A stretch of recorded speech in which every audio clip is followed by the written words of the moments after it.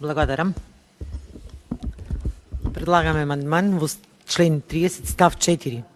По зборовите влошување на здравствената состојба да се додадат зборовите и побарање на здравствените, социјалните и образовните установи заради продолжување на остварувањето на право или услуга. Овој амандман го предлагаме со цел да се спречи родителите повторно да се соочат со проблем кој го има оваа учебна година, каде што многу ученици со попреченост го изгубија правото на образовен асистент, бидејќи родителите не успеа да закажат термин во МКФ за проценка на нивните деца пред започнување на учебната година, затоа што немало термини во комисијата.